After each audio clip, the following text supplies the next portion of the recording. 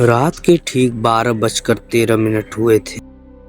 कच्चे गांव की सड़क पर ठंडी हवा, सूने पेड़ और हवा में अजीब सी सीलन। धीरे धीरे चकवा चलने की आवाज सुनाई देती है, खड़ खड़ की। लेकिन सड़क पर कोई नहीं। फिर भी आवाज लगातार पास आती जा रही है, जैसे कोई अदृश्य इसे चला रहा हो।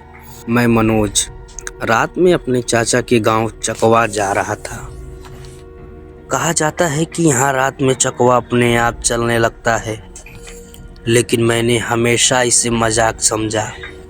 जैसे ही मैं गांव में दाखिल हुआ, पहला घर बिल्कुल अंधेरा, दूसरा टूटा हुआ, तीसरा दरवाजे पर लाल हाथों के निशान।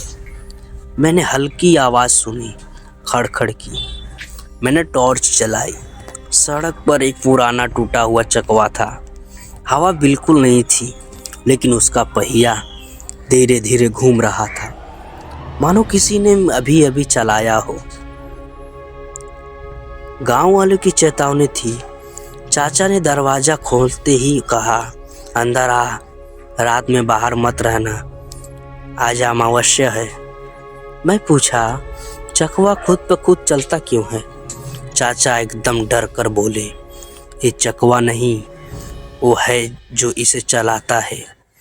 गांव में 20 साल पहले जो हादसा हुआ था, उसकी आत्माएं आज भी लकड़ी काटती हैं। मैंने पूछा, कौन सी आत्माएं? चाचा ने कहा, जो चकवा में कटकर मरे थे। रात के 1 बजे अचानक बाहर वही आवाज खड़खड़ की। मैंने खिड़की से देखा, चकवा उसी जगह था, लेकिन उसके आसपास 4-5 छाएं घूम रही थीं, कभी लंबी, कभी छोटी, कभी हवा में उड़ती हुई। एक परछाई अचानक मेरी खिड़की के बिल्कुल पास आ गई। उसकी आंखों में कोयले जैसी काली और मुंह टेढ़ा। वो बोली, मनोज, आज तेरा नंबर है। मैं पीछे गिर पड़ा।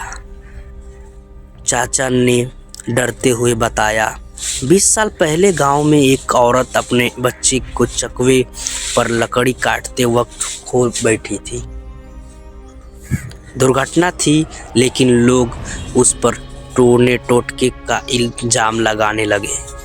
गुस्से और दुख में उसने खुद को चकवे में झोंक दिया। मरते समय उसने एक श्राप दिया, जिस घर में डर होगा चकवा वहीं चलेगा, और जिस रात चलेगा वहाँ कोई जिंदा नहीं बचेगा। आज वही अमावस्या की रात है। आवाज़ फिर आई, खड़खड़ की। इस बार चकवा अपने आप मेरी ओर सरकने लगा। पहिया इतनी तेज से घूम रहा था कि चिड़चिड़ाने की आवाज़ मेरे पीछे पूरी छलावक निकल दौड़ पड़ी। इसकी आवाज़ के साथ मैं चिल्लाया, कौन हो तुम? एक परछाई रुकी और बोली, हम वो हैं जिन्हें चकवे ने काटा, और आज तू हमारा नया हिस्सा बनेगा। मैं भागा। सड़क पर अंधेरा, टॉर्च बंद, हर तरफ वही आवाज़ खड़खड़ की, जैसे 10 चकवे एक साथ चल रहे हों। मैं बस स्टैंड पहुंच गया। आवाज़ बंद, शांति। मैंने सोचा शायद बच गया। तभी मेरे पीछे एक बहुत धीमी आवाज़ आई, मनोज, एक लकड़ी और काट दे। मैं पूरी तरह डर गया। धीरे धीरे पलटा, वहाँ कोई नहीं था, पर ज़मीन पर एक चकवा रखा था और उसका पहिया अपने आप घूम रहा था। मैंने डर कर दाईं तरफ देखा।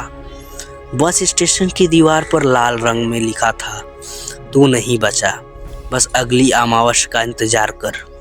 लाइट झिलमिलाकर और पीछे से किसी अदृश्य हाथ ने मेरे कंधे को हल्का सा छू लिया। उसके बाद फिर आवाज आई, खड़खड़ की। उस दिन के बाद मैं अभी तक डरते डरते जी रहा हूँ।